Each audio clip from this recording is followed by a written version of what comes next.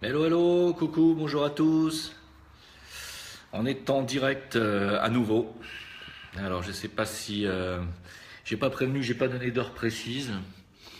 Donc, peut-être qu'il y aura pas grand monde sur cette vidéo. C'est juste, je mets mes lunettes parce que je n'y vois plus rien. Alors, c'est juste pour dire en fait que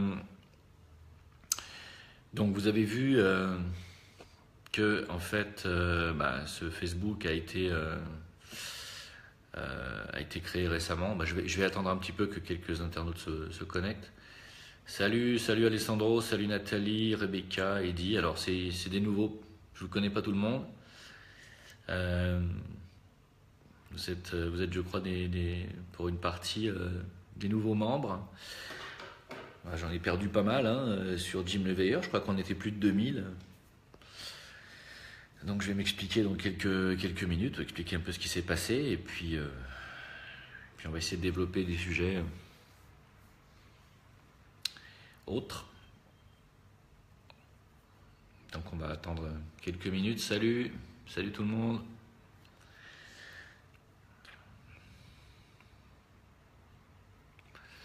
En fait, je me demande si je vais pas profiter pour... je vais faire ça. Je vais faire ça. Parce que sinon je vais plus avoir de batterie. On va faire comme ça. Voilà. On va faire ça. Hop. Et voilà.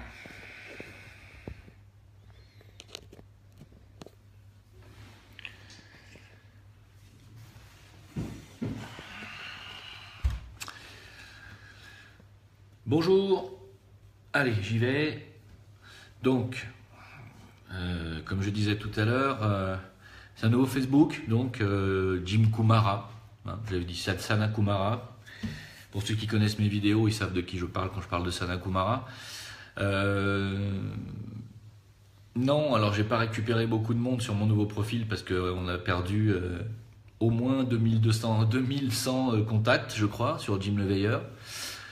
Là, sur ce nouveau Facebook, je crois qu'on est 80, un truc comme ça. Donc fatalement, on a perdu du monde. Ce qui s'est passé, de toute façon, je pense que tout le monde l'a compris. Ce qui s'est passé, c'est que je pense que c'est quelqu'un qui m'a dénoncé comme étant un compte Facebook qui n'est pas à mon nom propre, comme je l'ai expliqué dans la vidéo YouTube. Et puis comme vous le savez, on n'a pas le droit chez Facebook de créer des comptes avec un nom ou un pseudo, avec un nom d'emprunt. Donc il suffit que quelqu'un vous dénonce et il vous ferme votre compte si vous ne pouvez pas justifier de votre identité. Évidemment, comme je ne m'appelle pas Jim Leveilleur, ils m'ont fermé mon compte Jim Leveilleur. Je m'attends à ce que ça se reproduise sur ce compte-là. En fait, ce qu'il faudrait que je fasse, c'est qu'il faudrait que, d'après mon vrai compte Facebook, avec mon vrai nom, je crée une page, personnage public ou un truc comme ça, sauf que ça donne à tout le monde ma vraie identité, et c'est ce que je n'ai pas envie. Voilà, j'ai pas envie de ça. Donc fatalement, ça crée un problème, et je m'attends à ce que ça se reproduise ici même sur Facebook. Alors on m'a parlé d'autres réseaux sociaux plus ouverts, plus cool, plus libres surtout. Il y a un réseau russe, je crois, qui est l'homologue russe de Facebook. Donc je vais m'y pencher sérieusement, parce que je pense qu'aujourd'hui la liberté d'expression est davantage chez les Russes que chez les européistes et chez les atlantistes. Donc il va falloir un petit peu s'y mettre, je pense. Donc écoute, j'exploite encore ce Facebook jusqu'à ce qu'il ferme. Et puis après ça, si jamais ça referme encore une fois, j'irai sur un autre réseau social.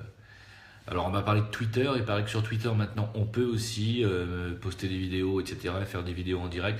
Donc de toute façon, tôt ou tard, je m'attends à ce que ce nouveau Facebook soit aussi refermé, pour les raisons que j'ai expliquées tout à l'heure. Sachez que cette vidéo sera de toute façon rediffusée. Donc si vous avez raté le début, c'est pas grave.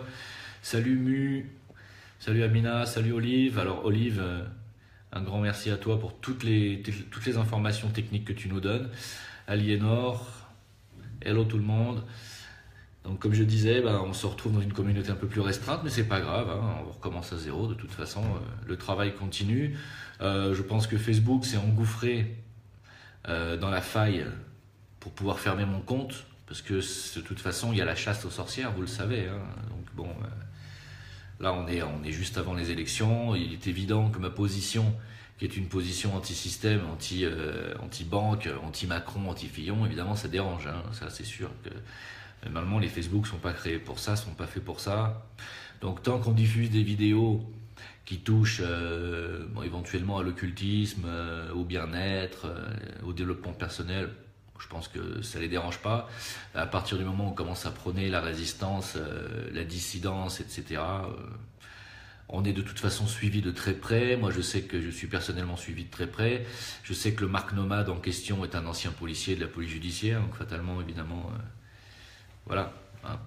Salut Denis.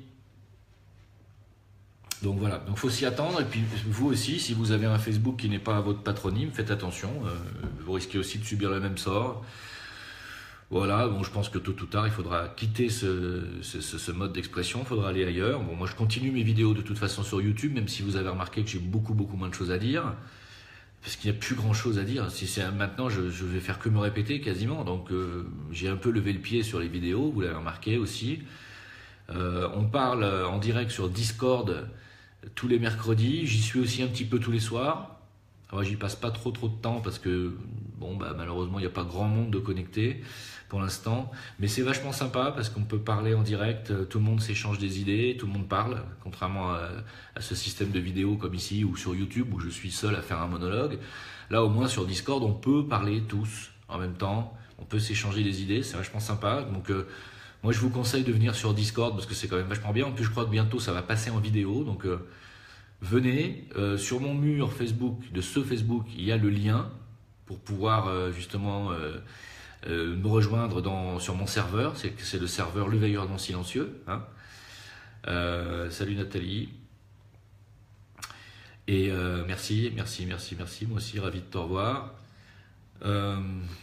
De toute façon, le Facebook Jim Le Veilleur va être fermé, je crois, demain ou après-demain. Donc, vous ne pourrez plus accéder aux données qu'il y a dessus.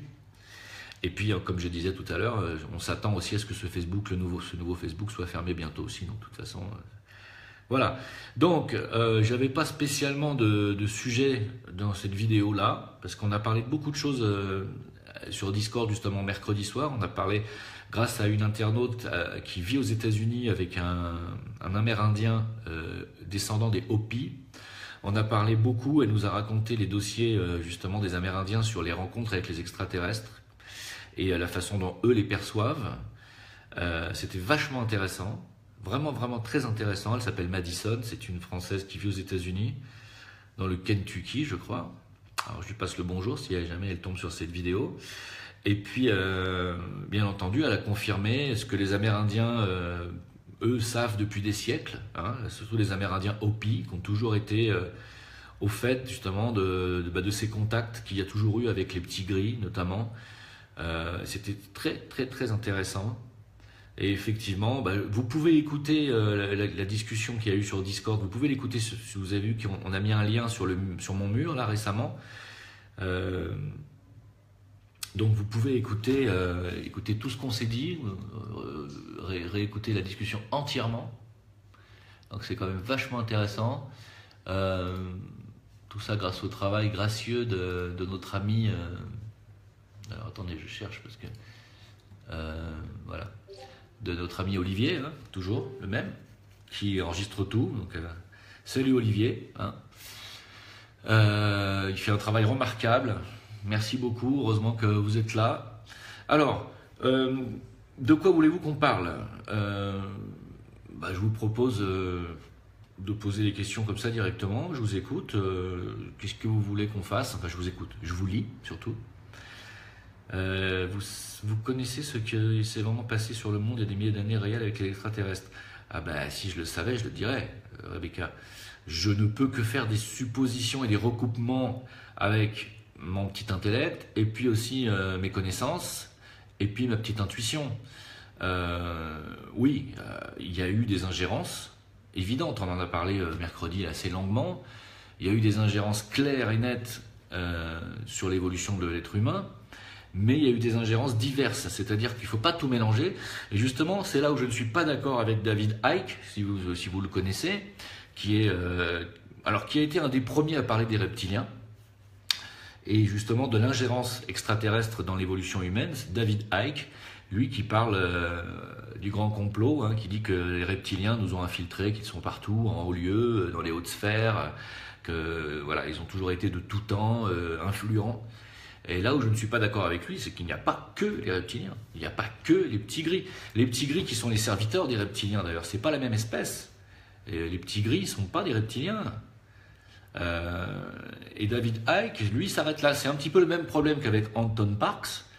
Anton Parks, qui est celui qui déchiffre le mieux les tablettes sumériennes, qui est même au-dessus de Zecharia Sitchin, hein. Lui-même l'a reconnu. Hein. Il a reconnu qu'Anton Parks était le spécialiste incontesté du déchiffrage des tablettes sumériennes. Même Anton Parks n'a pas accès, même s'il a accès à des données intéressantes et qu'il faut prendre de toute façon, toutes les informations sont bonnes à prendre. Il n'a pas accès à tous les dossiers et ils n'ont pas accès, ces gens-là, ni David Icke, ni Anton Parks, ni Sitchin, n'ont accès au fait qu'il y a eu aussi ingérence d'extraterrestres beaucoup plus évolués et beaucoup plus sages que les reptiliens et les petits gris. Il y a eu des ingérences de maîtres de sagesse, qu'on peut considérer comme des extraterrestres, puisque de toute façon ils ne vivent pas sur notre Terre, sauf quand ils s'incarnent exceptionnellement. Il y a aussi des êtres de lumière qui viennent avec leur Merkaba. Vous savez que c'est le corps de lumière, le Merkaba, qui est ces apparitions d'ovnis que l'on voit en forme d'étoiles tétraédriques, de double étoile qui ressemble à une étoile de David lumineuse, justement. C'est le corps de lumière, hein, il est sous cette forme-là. Moi, je vous conseille même de lire pour connaître... Parce que souvent, vous me demandez ce que c'était que la Merkaba. Je vous conseille de lire L'Ancien secret de la fleur de vie. Ça s'appelle comme ça. Le livre s'appelle L'Ancien secret de la fleur de vie, de auteur Drunvalo Melchizedek. Il y a 2 tomes.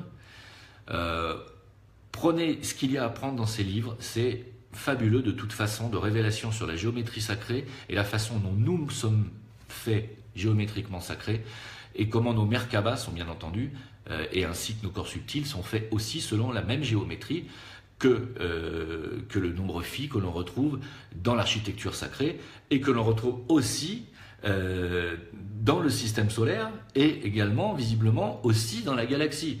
Donc ça veut dire qu'on a une proportion divine qu'on appelle le nombre phi, le nombre d'or, qui est présente partout, que ce soit au niveau des planètes, au niveau des systèmes solaires, au niveau des constellations, ou que ce soit dans l'architecture sacrée, ou alors que ce soit dans la façon dont nous sommes faits. C'est phénoménal.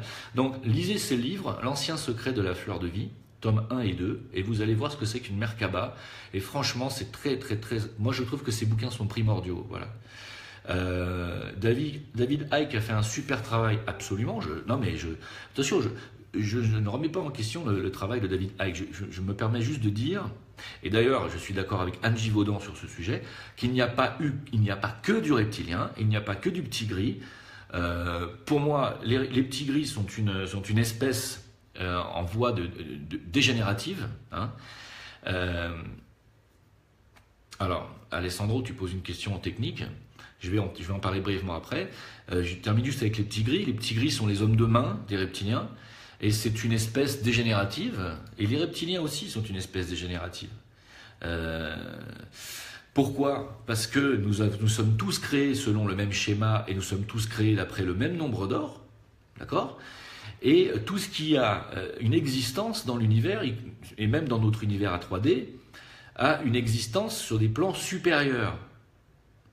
C'est-à-dire qu'il existe une âme, même pour les reptiliens et même pour les petits gris.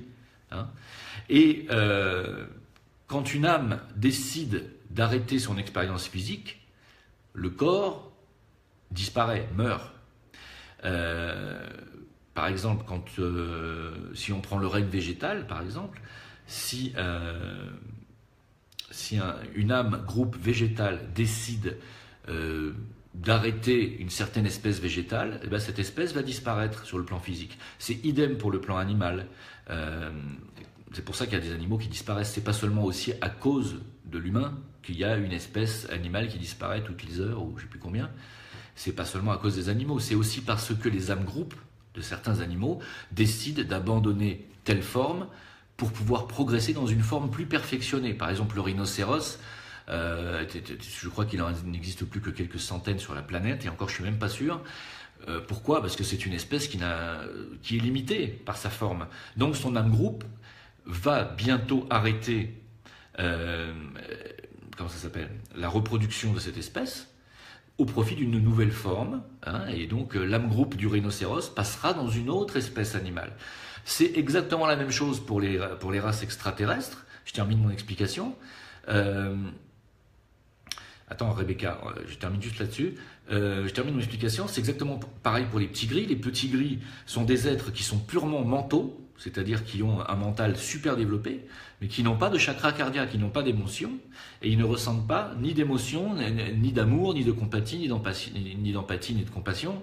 Et donc fatalement, leur âme groupe coupe tout apport vital. Donc qu'est-ce qui va se passer? C'est une espèce dégénérative qui arrive à tenir par le clonage, mais qui ne va pas tenir éternellement et qui dégénère. Hein. C'est pour ça qu'ils ont essayé de les hybrider avec les humains. Ils ont essayé de faire des races hybrides avec les petits gris et les humains.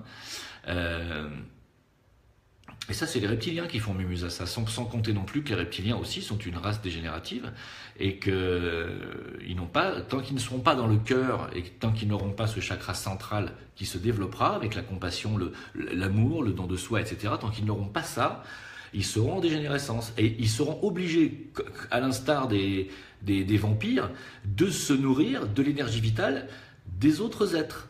C'est un petit peu, si vous voulez, c'est vraiment ça l'histoire du vampire. L'histoire du vampire est une race dégénérée, et pour pouvoir survivre, ils utilisent la vitalité, ou l'énergie vitale, des autres espèces, ou le sang, qui est la contrepartie physique de l'énergie vitale. Donc, le reptilien est obligé, lui, de se nourrir de nos vapeurs éthériques, de notre énergie vitale et de nos énergies sexuelles, de nos énergies d'addiction, du bas astral, pour se nourrir. Pourquoi? Parce que ce sont des êtres qui ne sont pas en contact avec leur âme groupe, tout simplement. Alors, voilà, c'est tout ce que je voulais dire sur les reptiliens. Bien entendu, les reptiliens sont très proches de la politique, mais pas seulement les reptiliens. Il y a aussi les maîtres de sagesse qui essayent aussi d'influencer les hommes politiques pour qu'ils fassent des choses positives. Alors, ils ont beaucoup de mal, hein. Vous remarquerez que dans cette dimension et que sur cette planète Terre, les forces matérialistes que l'on retrouve chez les reptiliens, mais pas seulement, qu'on l'on retrouve aussi chez les Rothschild, chez les banquiers, chez les grandes familles richissimes, et toute cette mafia financière qui a le pouvoir et qui détient 50% des richesses de la planète, si ce n'est plus, évidemment, chez ces gens-là, ils ont le pouvoir, ils ont la technologie, ils ont les armements, ils ont même des technologies qu'on ne soupçonne pas, de manipulation mentale, etc. Ça, personne ne le conteste. Et il contrecarre les pouvoirs d'influence des maîtres de sagesse, sans discussion. C'est pour ça qu'actuellement se livre une guerre. Il y a une guerre sur le plan astral entre les forces matérialistes qui arrivent quand même, qui sont en 4e dimension, hein, en fait, hein, et les forces lumineuses, si on peut dire, représentées par la hiérarchie spirituelle de la planète, par les maîtres de sagesse et les bodhisattvas et même les êtres, les kumaras. Hein. Il y a une guerre qui est livrée, et ce que nous ressentons aujourd'hui, parce que vous êtes très très très nombreux à m'écrire au sujet des attaques, et même je rencontre tous les jours des gens qui me disent « Oh là là, je ne sais pas ce qui se passe, je ne dors plus, je suis secoué à 4h du matin comme si on m'empêchait de respirer. » De plus en plus, vous êtes de plus en plus. Et oui, bah étant donné que la nuit, notre conscience passe dans notre corps astral, dans notre corps astral, on est sur le plan astral, et on est sur le plan où se livre cette guerre. On reçoit de plein fouet les énergies de cette guerre qui est en train de se livrer. Attention, la partie n'est... Bon, il faut être optimiste, la partie ne peut pas être gagnée par les forces matérialistes. Elle peut l'être dans un premier temps, mais pas sur le long terme. Mais dans un premier temps, et on est en plein dedans, ils peuvent nous enquiquiner et pendant plusieurs années, voire décennies. Hein. Donc, voilà, je ne vais pas me répéter, je l'ai déjà dit. Vous voulez que je vous parle de David Icke, je viens d'en parler. Voilà, il n'y a pas que les reptiliens, et dans l'histoire de l'humanité et du développement de l'humanité, il n'y a pas eu une ingérence, enfin il n'y a pas eu qu'ingérence de reptiliens. Il y a eu aussi ingérence d'êtres de lumière qui sont venus nous aider aussi à développer notre conscience, notamment ce qu'on appelle les esprits lucifériens, qui nous ont aidés à prendre conscience de nous-mêmes. Il ne faut pas remettre à zéro le travail considérable de Lucifer aussi. C'est certes, Lucifer nous amène vers le matérialisme aussi, la technologie notamment, mais il nous amène aussi au travail sur soi et à la lumière intérieure aussi. Même si c'est par la technologie qui nous demande de nous développer, ce qui n'est pas vraiment la voie non plus à suivre, mais il nous a amené à ce chemin mental. L'intellectualisation est quelque chose de luciférien, il faut le dire.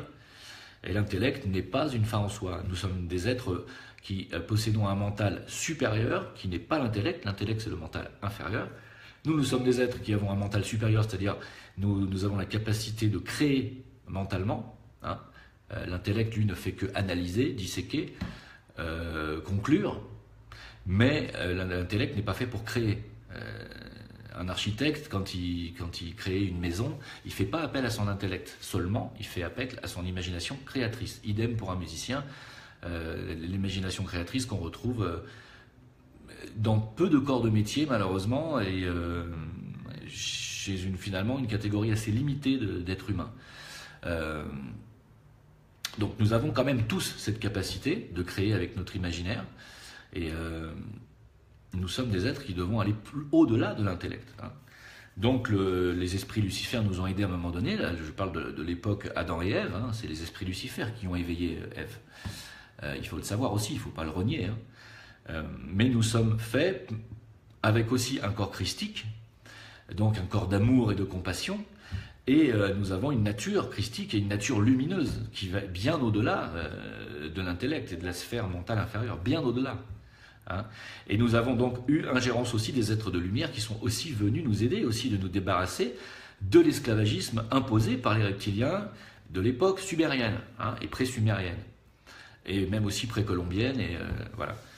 Donc c'est pour ça que j'ai beaucoup de civilisations de par le monde qui ont eu des contacts dans ces époques reculées avec ces êtres qui sont venus à la fois des plans supérieurs pour nous aider, et à la fois dans des vaisseaux technologiques comme les reptiliens, etc. Alors les Pléiadiens, pour répondre à la question qui m'a posé la question sur les Pléiadiens, c'est Alessandro.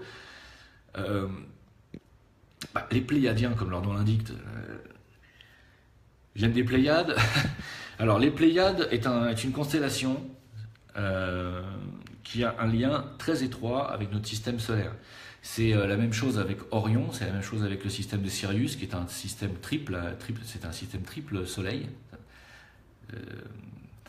tristellaire, voilà, je cherchais le mot, merci. Et donc, en fait, on est en lien étroit avec la constellation de la Grande Ourse, avec les Pléiades, avec Arcturus, on est en constellation étroite avec Sirius, voilà. Et donc les Pléiadiens, les Arcturiens sont des êtres qui viennent aussi nous visiter. Voilà. Il y a aussi les êtres de la Lyre, de la constellation de la Lyre aussi, qui ont été pratiquement à la création de nos corps physiques, à la base de la création de nos corps physiques. Donc je ne peux pas en parler trop en détail de tout ça. D'abord, primo, parce que j'en ai pas tant que ça. Deuxio, parce que ça fait partie des secrets de l'initiation, tout ça. J'ai déjà parlé dans la vidéo précédente que j'ai fait la semaine dernière sur les initiations. Alors, donc, attendez, parce que vous posez beaucoup de questions en même temps. Alors, Rebecca, les plus grands maîtres de lumière, peut-on les voir? Non, tu ne peux pas les voir sur Terre. Mais je vais mettre un bémol à ce que je viens de dire. Les plus grands êtres de lumière, je te conseille de regarder une galaxie. Regarde une galaxie, que ce soit sur ton ordinateur ou que ce soit avec un télescope. Si tu arrives à voir une galaxie, tu vas dans un observatoire et tu demandes à ce qu'on mette l'objectif sur, par exemple, la galaxie du Sombrero. Tu vas avoir un aperçu de ce qu'est le plus grand être de lumière que tu puisses voir dans l'univers. Pour moi, une galaxie est un être de lumière gigantesque. Parce que son corps, c'est la galaxie, qui est composée de plusieurs centaines de milliards d'étoiles parfois. Et déjà, une étoile elle-même est un être de lumière. Comprends-tu? Parce que les étoiles sont les corps d'êtres beaucoup plus avancés que nous. Les planètes aussi sont des corps d'êtres avancés, qu'on appelle des logos planétaires. Et donc les galaxies, on les nomme aussi les grands êtres stellaires. Donc les plus grands maîtres de lumière, pour moi c'est une galaxie, une, mais il y en a des milliards. Alors, qui est la plus grande galaxie? Il y en a une qui est plus grosse que les autres, je ne sais plus comment elle s'appelle, elle est gigantesque. Peut-être que c'est elle. Voilà, mais Rebecca, je ne peux pas te dire mieux. Après, si tu parlais des plus grands maîtres de lumière humains, le plus grand initié humain de cette planète, c'est Bouddha. Hein, on peut considérer aussi le Christ, mais le Christ n'est pas de la planète Terre. Le Christ est un Vénusien, je l'ai déjà dit. Je sais que ça fait hurler les catholiques, ça fait hurler les chrétiens, mais le Christ, et je ne parle pas de Jésus, le Christ est un Vénusien, c'est un très haut initié de Vénus, et il est le frère, dit-on, alors c'est Rudolf Steiner qui dit ça, il serait le frère de Lucifer, qui est également vénusien. Ça, c'est à prendre avec des pincettes, mais c'est tout à fait possible. L'un incarnant le principe christique d'amour et de compassion du chakra cardiaque, l'autre incarnant le principe mental du chakra laryngé. Le chakra laryngé qui touche à l'intellect, justement. Alors, j'espère que je ne m'évade pas trop, que je vous réponds quand même assez précisément, enfin du moins comme je peux. En ce qui concerne les Arcturiens, j'ai un truc à dire sur les Arcturiens.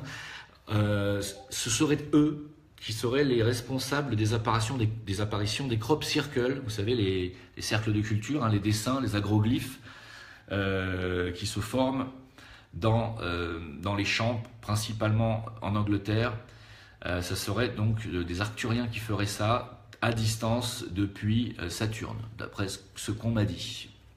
Information que je vous livre, je n'ai pas pu la vérifier moi-même parce qu'elle est invérifiable. Alors, salut Marité, salut le Mexique, ça fait plaisir. Alors, les Pléiadiens, la confrérie de Sirius, oui, mais ça fait partie des secrets d'initiation, je ne peux rien dire là-dessus. Je ne peux rien dire, la confrérie de Sirius. Là, on est en rapport avec des secrets initiatiques, je ne peux pas vous en parler, je regrette. Il va falloir que vous fassiez un chemin.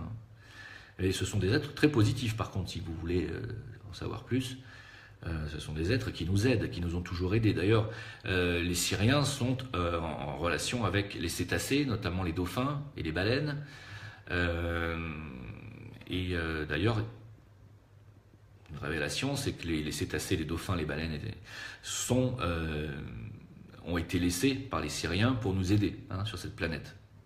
Donc les dauphins et les baleines, même les orques, enfin bon, tous les cétacés sont des mammifères supérieurs qui sont soit conscients et qui ont un cerveau bien plus développé que le nôtre. Donc faut pas oublier de le dire.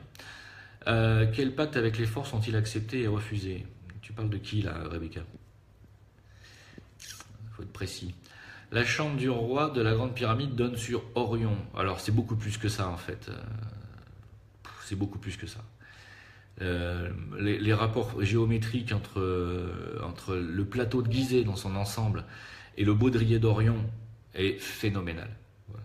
C'est juste phénoménal. Vous pouvez trouver 2-3 vidéos là-dessus, je crois. Alors il y a Jacques Grimaud qui en parle, il y a son homologue, je ne me rappelle plus de son nom, je suis désolé. Et il y a maintenant une troisième personne aussi qui détaille ça au millimètre près. C'est un truc de fou. Les proportions qui sont dans la pyramide de Khéops se retrouvent pratiquement au millimètre. Je ne sais pas si vous voyez, on est en train de parler quand même de dimensions cosmiques en ce qui concerne la constellation d'Orion. On retrouve des dimensions qui sont dans la pyramide de Khéops, on les retrouve dans le baudrier d'Orion au centimètre près, c'est-à-dire je ne sais pas combien après la virgule. Donc il ne peut pas y avoir de hasard. Il y a bel et bien un chiffre géométrique, mathématique, qui nous place dans l'univers, notre système solaire, est placé dans l'univers par rapport aux autres étoiles de manière mathématique. Et il y a bel et bien, sur cette planète, des gens qui sont venus à un moment donné, avec cette connaissance, et qui sont venus construire des temples sacrés, dont la pyramide de Khéops, et qui sont venus y mettre ce même chiffre géométrique et mathématique dans l'architecture. C'est pour ça qu'on retrouve, par exemple, la vitesse de la lumière le chiffre de la vitesse de la lumière qui est de presque 300 000 km/s, c'est 299 000, c'est un chiffre à je ne sais pas combien de chiffres. On retrouve ce chiffre jusqu'à la, je ne sais plus combien, mais c'est énorme, jusque, je ne sais plus, 10 chiffres après. On le retrouve exactement dans les proportions de la pyramide de Khéops. Ça veut bien dire que même la vitesse de la lumière est calquée sur ce nombre d'or. C'est phénoménal. Donc on est bien dans un univers qui est un univers bâti sur un nombre mathématique qui est le nombre phi, 1, 618, et qui ne s'arrête pas. C'est un nombre... Voilà.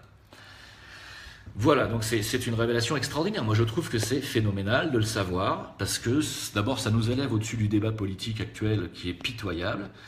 Et Antoine me pose la question, alors je vais répondre. Les intraterrestres, les intraterrestres, il faut savoir que la planète, alors pour parler de la Terre, a plusieurs dimensions aussi.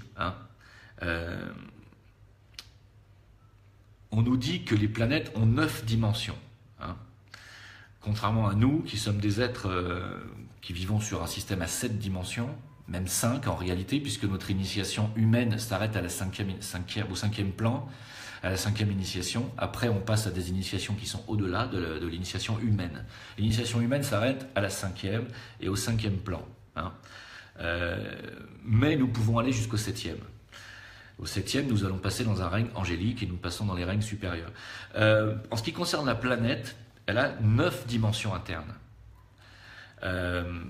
Alors, les intraterrestres, pour répondre à cette question, dans la dimension qui est juste après la nôtre, c'est-à-dire la 4e, on va retrouver les petits gris, les reptiliens et toutes, j'allais dire, sans leur manquer de respect, parce que malgré tout, ils font aussi partie de la création, mais j'allais dire toute cette cochonnerie de vampires, de suceurs d'énergie et qui nous poussent à l'addiction et qui nous poussent à la malversation et qui nous poussent à la perversion.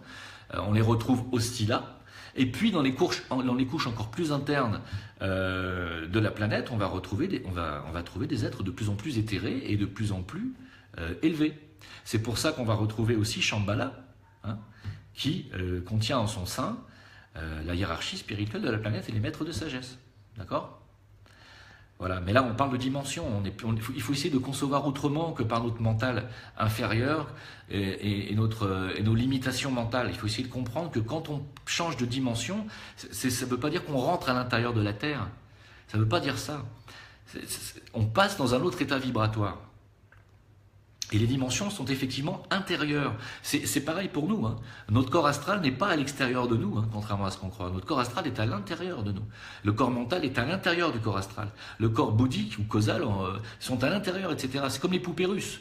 Plus on devient subtil et plus nos corps sont petits, physiquement. Par contre, les auras, eux, c'est-à-dire leur rayonnement, vont loin, sont eux, par contre, extérieurs à nous. J'espère que vous comprenez ce que je veux dire. Par exemple, le moule éthérique, notre corps éthérique, est juste à l'intérieur de notre corps physique, c'est le moule sur lequel vont s'opposer nos molécules et nos cellules. Et finalement, le corps le plus grossier, celui qui est le plus gros, le plus grand, c'est notre corps physique, celui qui est visible. Et c'est celui qui a l'aura le plus petit. Alors que l'aura vitale ou l'aura éthérique, lui, s'étend déjà sur...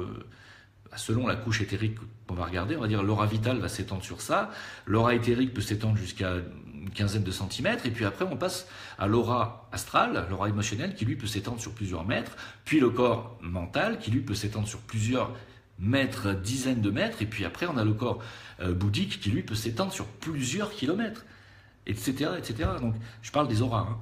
Donc il faut bien comprendre que les corps sont internes, mais ça ne veut pas dire que, c'est pas parce qu'ils sont petits, plus petits que le corps physique, qu'ils sont petits dans la dimension où ils vibrent. C'est ça que je voudrais vous faire comprendre, en fait. C'est très difficile de concevoir ça sur le plan intellectuel. Il faut avoir une ouverture qui est plus grande que l'intellect. Alors, pourquoi j'ai eu un contact étroit avec la grande ours en rêve lucide?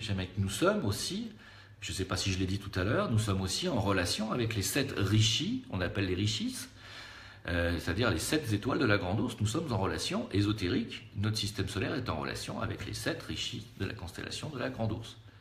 Voilà. Ce sont 7 grands êtres. Je vous ai expliqué que les systèmes cosmiques, le système initiatique, les plans fonctionnent par septénaire. N'oubliez pas que les constellations de la Grande Ourse et de la Pléiade sont également des constellations qui sont composées de 7 étoiles. C'est pas un hasard. Hein. Il n'y a pas de hasard. Je suis en train de vous expliquer que grâce à la géométrie sacrée au nombre phi, on est en train de démontrer maintenant scientifiquement qu'il n'y a pas de hasard dans la création. Ni dans la création des humains, ni dans la création de la position des planètes et des étoiles les unes par rapport aux autres, ni dans la construction de la pyramide de Khéops qui contient tout.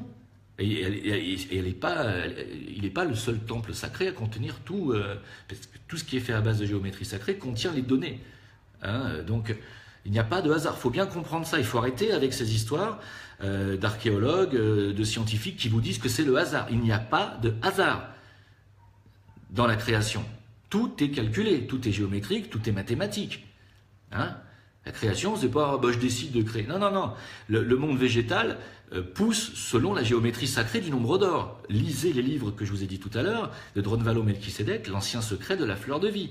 Tout est à base de la fleur de vie. C'est la base de tout. Hein? Donc il n'y a aucun hasard. Je veux dire, il y a vraiment une intelligence créatrice, vous pouvez appeler Dieu, que vous pouvez appeler comme vous voulez, qui crée dans l'univers, et il n'y en a probablement pas qu'une. Pour moi, il y a des myriades et des myriades d'êtres créateurs, donc des myriades de dieux. Hein, de toute façon, pour moi, chaque galaxie est un dieu, et il y en a des milliards. Donc pour moi, il y a des milliards de dieux dans cette galaxie. Par qui ont-ils été créés? Ces galaxies ont-elles été créées? Ces galaxies-là est la grande question. Est-ce que le grand être suprême est celui qui a créé les galaxies? Là, on va loin. Mais oui, on pourrait le supposer. Hein. Alors, qu'est-ce qu'il y a comme question? Alessandro dit, la divulgation de certains secrets sont sévèrement punis. C'est pas une question de punition, c'est une question de... On n'est pas puni. Hein, c'est une question qu'on ne nous fait plus confiance et on ne peut pas nous donner de responsabilité. On considère que nous sommes irresponsables quand on divulgue des secrets. On n'a pas le droit, parce que c'est irresponsable. C'est comme si vous donnez une Kalachnikov dans les mains d'un singe dans un zoo. C'est irresponsable. Vous donnez le secret de la construction du bombe atomique à des guerriers de Daesh. C'est totalement irresponsable. On ne peut pas divulguer tout. Voilà. Mais on a divulgué énormément de choses. Alice Bailey a divulgué énormément de choses. Blavatsky aussi, ils ont fait un travail fantastique. Alors... Oui, le travail d'Elena Blavatsky était prodigieux. Hein. Voilà, donc si vous avez encore des questions, on va poursuivre. Sinon, je vais arrêter la vidéo à 30 minutes, parce qu'après, ça fait long à recharger, à rediffuser. J'aime pas mélanger les sujets, donc on va rester là-dessus. Je l'ai déjà dit dans un autre rêve, mais par rapport à l'ingérence qu'il y a eu sur l'humanité par ces reptiliens, ces petits gris aussi, qui ont été les hommes de main. Les reptiliens sont des cloneurs, sont des êtres qui répliquent, hein, qui nous répliquent, qui nous modifient génétiquement. Je pense que cette histoire de clonage justifie, c'est quelque chose d'intuitif que je vous dis, justifie la momification dans le passé, que ce soit la momification chez les Incas, dans la civilisation précolombienne, ou égyptienne, ou même sumérienne, cette vieille tradition de se momifier le corps, je pense que ces anciens, c'est pas qu'ils croyaient à la réincarnation, parce que on ne peut pas se réincarner dans un corps momifié qui est desséché depuis 2500 ans, ils n'étaient pas complètement stupides, mais je pense qu'ils ont laissé une partie de leur corps physique, momifié donc, afin que justement les cloneurs puissent récupérer leur ADN physique pour reconstruire leur corps. C'est quelque chose que j'entends ça comme ça. Je pense que ce sont des êtres qui se sont dit à un moment donné, on va pouvoir récupérer l'ADN d'un tel, si on momifie les corps. Ça va traverser les âges, ça va traverser les siècles et les millénaires. C'est comme ça que je m'explique la momification. Je ne peux pas entrevoir que ces gens-là se soient fait momifier en pensant un jour revenir dans leur corps physique momifié. C'est pas possible. Ils n'étaient pas idiots à ce point-là. Hein, au vu de ce qu'ils construisaient architecturellement, ils ne pouvaient pas être bêtes à ce point-là. Donc je pense qu'ils ont eu recours à la momification pour qu'on puisse récupérer leur ADN. Ce qui est très probablement un manque de foi quelque part et de connaissance aussi, parce que s'ils avaient eu connaissance des atomes permanents, ils n'auraient jamais eu besoin de faire ça. Donc ça prouve aussi leur limitation spirituelle. À quoi servent les rêves dans le monde astral? C'est pas qu'ils servent à quelque chose, Rebecca. C'est pas une histoire de servir, c'est que quand tu dors, ta conscience change de corps. Ta conscience va dans un corps intérieur. Le corps intérieur le plus proche, c'est le corps vital, c'est le corps éthérique, mais il est lié au corps physique. Il faut savoir que pendant que tu dors, ton corps vital travaille à régénérer les tissus du corps physique, hein, qui ont été endommagés dans la journée. C'est pour ça que plus tu endommages tes tissus physiques par le sport, ou par des exercices, ou par un stress, plus le corps vital a besoin de temps et d'énergie, de sommeil pour récupérer et pour réparer tes tissus physiques. Hein, c'est pour ça que plus tu fais de sport et plus tu as besoin de sommeil. C'est le sommeil qui permet au corps vital de régénérer le corps physique. Pourquoi? Parce que pendant ce temps-là, ta conscience fout la paix à ton corps physique, change de corps. La conscience part dans le corps émotionnel, qu'on appelle le corps astral. Donc, quand tu es dans le corps astral, tu es où? Tu es sur le plan astral. Si tu changes de corps, tu changes de plan. Chaque corps correspond à un plan. Ton corps émotionnel, il est à l'intérieur de toi, mais il est sur le plan astral, il n'est pas sur le plan physique. Tu comprends? Donc quand tu dors, tu changes de corps, tu vas dans le corps astral et tu vis des expériences sur le plan astral. Donc tu rencontres des gens qui sont sur le plan astral, tu vas rencontrer selon le plan astral où tu es, puisqu'il y en a 7. Il y a 7 sous-plans dans le plan astral. À partir du quatrième, en dessous du quatrième, c'est le plan astral inférieur. Et là, tu vas faire des cauchemars, parce que tu vas rencontrer des êtres, des parasites, et c'est pas du tout drôle. Hein, si tu es sur le quatrième sous-plan astral, tu vas pas voir la différence entre ce plan et le plan physique, parce que c'est quasiment la même chose. Ça s'y ressemble. Si tu es sur le 5e, 6e, 7e sous-plan astral, tu vas faire des rêves extraordinaires avec des visions sublimes de lumière, de couleurs. Hein, parce que plus on monte en vibration et plus les couleurs sont extraordinaires dans l'astral. Et donc c'est ce qu'on appelle les rêves, mais en réalité ce ne sont pas des rêves, ce sont des expériences qu'on vit réellement dans l'astral. Et mon corps fait quoi? Est-ce que je peux me rappeler des fois? Alors j'expliquais ça, Rebecca, déjà. Ton corps fait quoi? Ton corps il se balade. Ton corps astral se balade dans l'astral. T'as jamais remarqué que tu peux essayer, des fois tu essayes de courir dans tes rêves et tu peux pas courir. T'as jamais remarqué ça? Parce que ton corps astral il fait ce qu'il veut lui. Pourquoi? Parce que tu le maîtrises pas. Tu maîtrises pas ton corps astral. Donc il fait ce qu'il veut. Genre s'il a faim, il va dans une boulangerie. Dans l'astral. Il te demande pas ton avis.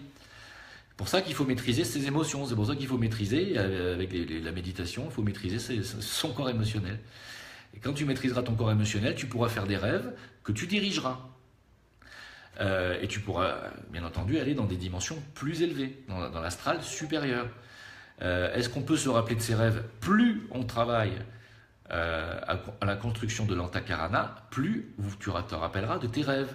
Parce qu'au lieu de rentrer dans ton corps physique à la fin de ton sommeil, au lieu de revenir dans ton corps physique par le plexus solaire, qui est l'un des centres du corps astral, tu reviendras dans ton corps physique par ton centre coronal et ton troisième œil. Ça passera donc par le cerveau physique et ton cerveau physique enregistrera dans sa mémoire le rêve que tu viens de faire.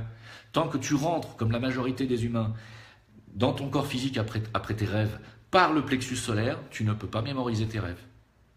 J'ai expliqué ça. J'en ai fait un peu de mes rêves et des voyages là-haut. D'accord. Alors, voilà, donc plus vous méditez, plus vous allez faire de prières et plus vous allez méditer et plus vous allez comprendre ce que c'est que la méditation aussi, comment on fait, comment on construit son pont de lumière entre son moi inférieur et son âme.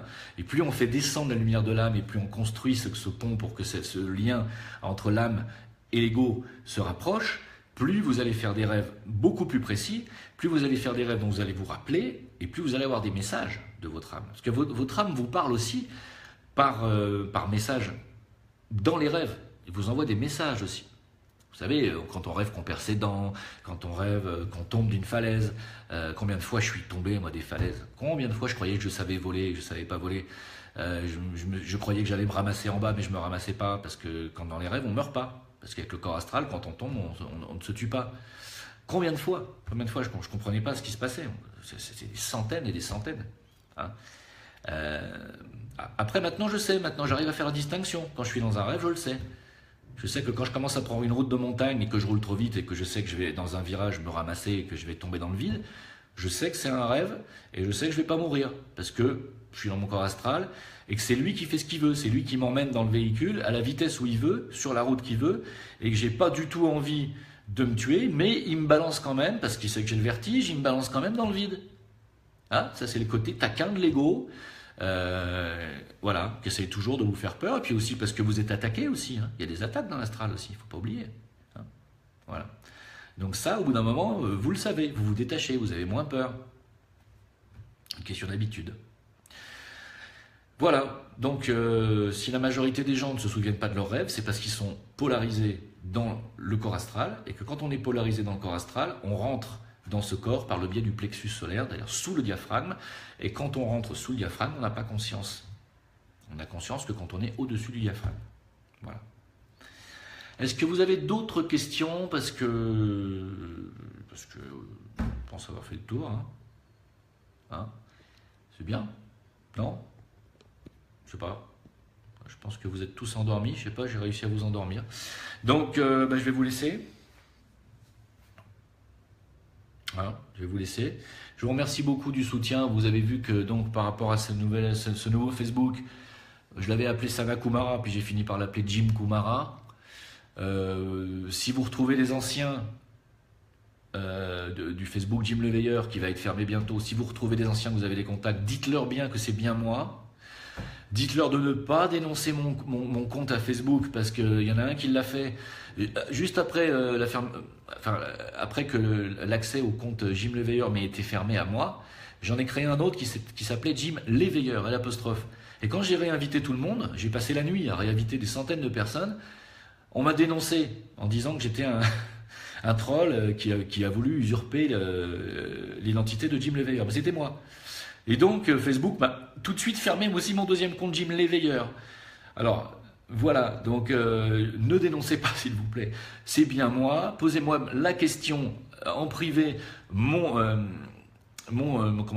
email, c'est toujours leveilleur non silencieux, tout attaché, leveilleur non silencieux @gmail.com.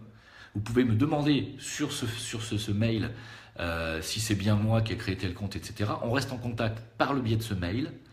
Ça sera beaucoup plus simple. Et il y a aussi un autre mail que je viens de créer qui est Jim, plus loin, leveilleur, en un seul mot, @gmail.com aussi. Si jamais on perd contact, si jamais on me referme ce Facebook, vous pourrez toujours me contacter par le biais de ces deux mails, deux adresses mail, voilà. Hein, donc, voilà. Hubert Reeves parlait de Démocrite lors d'une conférence et de sa théorie sur le hasard et de la nécessité d'une base unique nécessaire pour qu'elle soit viable. Et des figures aléatoires se greffant par-dessus. Mais Hubert Reeves, quelqu'un de croyant, hein, c'est un croyant qui croit justement à la création qui n'est pas due au hasard. Donc lui, il est obligé, puisque c'est un scientifique, de mettre les choses de manière cartésienne, mais il y croit à la création et à l'intelligence créatrice. C'était le cas aussi de Einstein, je tiens quand même à le dire, et c'est le cas des très grands d'ailleurs, des plus grands. Voilà. Voilà, Rebecca, t'as plus de questions en tête? Ah bah ça veut dire que je t'ai répondu à tout. Alors voilà, je suis content. Voilà. Cette fois, on t'a reconnu, ouais. J'aimerais des précisions sur les rêves prémonitoires. Non, je vais te répondre tout de suite, Kelly. Je te réponds tout de suite. Les rêves prémonitoires, alors ce sont, comme je l'ai dit, ce sont des rêves où ton âme t'envoie un avertissement. Hein? Alors, plus tu vas être proche de ton âme et plus l'information va être importante, plus ton âme va chercher par tous les moyens à faire en sorte que ce message va rester dans ta conscience quand tu vas changer de corps et que tu vas retrouver ton corps physique. Parce que l'âme, elle a accès au futur, elle a accès au présent, elle a accès au passé. Sur le plan de l'âme, c'est passé, présent, futur, c'est le même instant, si tu veux. C'est compliqué à comprendre pour des êtres intellectuels, mais le passé, le présent et le futur n'existent pas vraiment sur le plan de l'âme. Voilà. Donc l'âme a accès au futur, c'est très bien ce qui va t'arriver et ce qui peut arriver même à d'autres personnes de ton entourage ou même sur la planète. Hein. Moi, au tsunami de 2003, j'avais rêvé d'une vague gigantesque et j'avais dit, oh là là, mais qu'est-ce qui va se passer quoi. Je l'avais rêvé, je l'avais vu. Hein. Donc bon, il n'y a pas que ça, j'en ai vu d'autres des trucs. C'est l'âme, hein, c'est l'âme qui t'envoie le message, hein, qui te dit bah voilà. Alors très souvent c'est exagéré. L'âme envoie des trucs exagérés pour que justement tu t'en rappelles, pour que ça te marque. Hein. Très souvent, moi j'avais rêvé d'une vague qui faisait au moins 500 mètres de haut, et quand j'ai vu le tsunami, qu'on m'a dit oh là là, il y a eu un tsunami, j'ai dit oh là là, qu'est-ce que ça a dû être? Non, c'était une vague qui faisait 8 mètres. Alors 8 mètres, avec la puissance qu'on connaît, c'est phénoménal. Hein. Mais j'avais rêvé d'un truc beaucoup plus grand que ça. Parce que l'âme veut marquer ta conscience. Hein. Alors, pour ceux qui se connectent maintenant, je suis un peu désolé, mais je viens juste de dire que j'avais quasiment terminé. Le sujet aujourd'hui, c'était quoi? C'était la continuation du Discord de mercredi soir, c'est-à-dire l'ingérence des extraterrestres et des êtres de lumière sur notre création. On a parlé un peu de tout ça, on a parlé de Steiner, on a parlé des Pléiadiens, on a parlé des Syriens, on a parlé des êtres de lumière qui nous ont aidés, on a parlé des Lucifériens, on a parlé, voilà. Salut Estelle, salut la Suisse. C'est beau la Suisse, paraît-il. Alors, voilà, alors, non, ok. Salut Lynn. Alors, vous êtes, ouais, vous êtes connecté à la mode, à la vitesse suisse, quoi, c'est-à-dire avec 39 minutes de retard, mais comme je n'avais pas donné d'horaire précise, je rigole, bien entendu. Alors, bah, moi je veux bien rester encore 5-10 minutes, hein, si vous avez des questions, avec plaisir. Hein. Sommes-nous dans un monde illusoire? Oui, Léonore. Ah oui. La grande illusion consiste à quoi? Consiste à vous faire croire déjà que vous êtes ce corps physique, que vous êtes immortel et que la mort va pas vous toucher. Vous avez vu comment on est choqué quand on apprend la mort de quelqu'un? Pourquoi on est choqué? On ne devrait pas l'être. On est choqué parce que d'un coup on se dit « Oh, là, mon Dieu, la mort. Ah mais alors, nos proches aussi, ils peuvent partir ?» Ben, non seulement vos proches, ils peuvent partir, mais ils vont partir, et vous aussi. Parce qu'on n'a pas conscience que nous sommes dans une expérience, en fait. Donc oui, on est dans une illusion, et dans une illusion qu'on appelle la Maya, hein, et qui nous fait croire que nous sommes ce corps physique, que nous sommes cet ego, que nous sommes notre intellect, que nous sommes notre palais, nos goûts, que nos yeux voient la réalité, alors que scientifiquement on sait très bien que non, on sait très bien déjà que sur le spectre lumineux, on ne voit que 2% de la lumière visible, avec nos yeux. On est capable de détecter une très grande partie du large spectre de la lumière avec des appareils, et nos yeux ne voient que 2% de ce que nos appareils voient, détectent comme lumière. C'est-à-dire l'infrarouge, les ultraviolets, etc., les rayons X, on n'y a pas du tout accès avec nos yeux physiques. Pas du tout. Donc on croit, ce qui me dit je crois que ce que je vois, mon pote, tu ne vois que 2% de la réalité. Donc tu ne crois pas grand-chose quand tu crois que ce que tu vois. Il faut arriver à voir avec d'autres outils de perception que ces yeux physiques. Vos yeux physiques ne voient que 2% des choses. Quand on a la vision éthérique de développer, déjà, on voit déjà beaucoup plus que ça. Et quand on a des visions intérieures et quand on a l'intuition qui vient directement de l'âme, bien entendu qu'on voit beaucoup plus de choses. Donc le monde illusoire, il est où? Il est quand on vous fait croire qu'avec vos yeux, vous voyez la réalité. C'est faux déjà. Et c'est idem pour les oreilles. Sur le plan des fréquences vibratoires, vous n'entendez qu'à partir de 40 Hz jusqu'à environ 15 000 Hz pour un être humain normal. Voilà. 40 Hz, il faut savoir que les éléphants entendent largement en dessous et que la plupart des animaux entendent largement au-dessus de 15 000 Hz, c'est-à-dire les infrasons, ils entendent. D'accord? Donc, des ultrasons, pardon, qu'est-ce que je raconte? Des infrasons. Les ultrasons, hein? Les animaux entendent les ultrasons, les chiens entendent les ultrasons, nous on n'entend rien. Donc déjà, on n'entend pas tout le spectre sonore, on ne voit que 2% du spectre lumineux. Vous ne trouvez pas que c'est illusoire déjà dans le monde dans lequel on vit? On est des aveugles. On est aveugles et sourds. Voilà.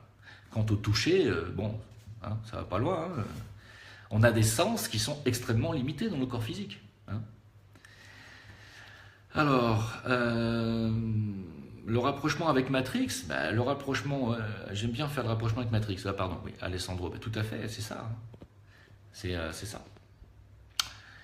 Alors, et pendant le sommeil, quand on ressent une respiration sur le visage au point d'étouffer généralement et de se réveiller. Quand tu ressens une respiration sur le visage au point d'étouffer, euh, si tu ressens une respiration sur le visage au point d'étouffer, je te conseille d'allumer des bougies, de l'encens, de te mettre à prier et éventuellement d'aller faire une neuvaine à l'église si tu es croyant, si tu es chrétien, ou parce que tu subis une attaque. Voilà. Hein. J'ai préparé ma fille qui est adulte, qu'ici c'est éphémère, mais surtout qu'on se retrouvera. Nous sommes des âmes liées depuis plusieurs vies. Voilà, ça c'est très bien. Je pense que même si la mort fait peur à tout le monde, moi aussi, ça me fout la trouille, je ne vais pas vous cacher que des fois, ça peut m'arriver d'avoir, quand j'étais petit, j'avais beaucoup d'angoisse mortuaire. Ça fait peur à tout le monde, la mort. Parce qu'on a eu des dizaines et des centaines de vies où on a été marqué par la mort des proches, par la perte des proches, par des morts aussi traumatisantes, et que la mort fait peur. La mort fait peur à tout le monde. C'est celui qui vous dit j'ai pas peur de la mort, c'est un menteur. Hein, voilà. Mais effectivement, on devrait apprendre la mort dans les écoles, on devrait apprendre aux enfants que tout le monde meurt un jour, que les parents meurent, les grands-parents, les frères, les sœurs, et parfois ils partent même avant vous, et même vous pouvez partir vous avant eux, si vous êtes, même si vous êtes plus jeune. C'est pas une question d'âge, que c'est une question de longévité d'expérience qui est voulue avant que vous naissiez, par vous-même, par votre âme, et par les seigneurs du karma qui déterminent ce que vous avez à épurer dans votre incarnation. Voilà, tout simplement.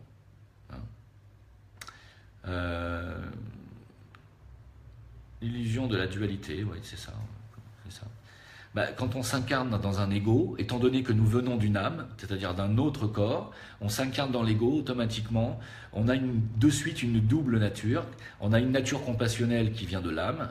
Quand on est enfant, on aime les animaux, on aime naturellement les fleurs, on aime naturellement la nature, on aime naturellement la musique, on aime naturellement un pianiste, on va tout de suite aller vers lui. Quand on est un enfant, moi je les vois, les enfants ils viennent vers moi. On a cette nature de l'âme qui a envie d'aller vers les belles choses. Et puis, on a aussi cette nature qui prend le dessus vers l'âge de la puberté, où on commence à avoir envie de faire des conneries et d'expérimenter les choses de l'ego. Et automatiquement, oui, on devient des êtres dualistes ou duels. Oui, parce qu'on a un ego et que, oui, on est automatiquement divisé en deux. Gabriel, ça peut monter à 20 000 Hz maximum pour l'humain, chez les jeunes seulement. Chez les personnes âgées, ils perdent. Plus on vieillit, plus on perd dans les hautes fréquences. Moi qui suis ingénieur du son, j'arrive à entendre jusqu'à 16, 17 000, 18, je le perçois. Au-dessus, je fais plus trop la distinction. Entre 20 000 Hz et un acouphène. On est extrêmement limité. Pour ascensionner, le rapprochement avec Yoda. Ah ouais. Chez les Jedi, il y a les Padawans, il y a les chevaliers et il y a les maîtres. Vous avez remarqué ça? C'est toujours comme ça. 37,5. De quoi tu parles, Rebecca? 37,5. Température. Voilà. Avez-vous d'autres questions? Non? Donc je vais vous laisser. Voilà. Moi je vais aller voir King Kong qui vient de sortir au cinéma. Voilà, parce que c'est samedi soir. Je vais voir King Kong, c'est très bien, je vais voir ça. J'espère que c'est pas raté. J'aime bien ces films. Bon. 37,5 Hz. Tu veux dire dans les infrabasses? Ouais, on entend à peu près 40 Hz, 45, 50. Voilà. Ouais, je suis un peu ingé son, ouais. Bah ouais, quand on enregistre en studio, quand on mixe ses propres titres, quand on commence à travailler dans la musique depuis 25 ans, automatiquement, et qu'on a son home studio, et qu'on a bossé avec dans les studios, voilà, donc automatiquement, on sait faire aussi, on sait aussi travailler sur les fréquences, on sait creuser les médiums, on sait ce que c'est que des basses, des infrabasses, c'est logique. C'est comme quand on est peintre ou dessinateur, on sait ce que c'est que les couleurs, les lumières. Voilà. Alors, Saf, Dieu, tu n'as pas trop compris par qui tu étais attaqué, mais peu importe, j'allais dire. L'essentiel, c'est que tu ne le sois plus. Voilà. De toute façon, si ça te dérange, si c'est dérangeant, c'est que c'est pas une bonne vibration, que c'est pas une... Ah, voilà. excusez-moi, ça a coupé parce qu'on on m'appelle au téléphone et comme j'enregistre sur mon téléphone, ça coupe la vidéo. Gabriel Knight, tu me poses, est-ce qu'on est obligé forcément de revenir sur Terre? Peut-on prendre une autre planète de même dimension? Ah, eh ben, figure-toi que je vais te répondre oui à cette question. On peut, oui. Ah oui. Et oui, on peut. Allez, à plus tard. Ciao, bon samedi, bonne soirée, bon dimanche, sous applaudissements. Ciao, bye bye.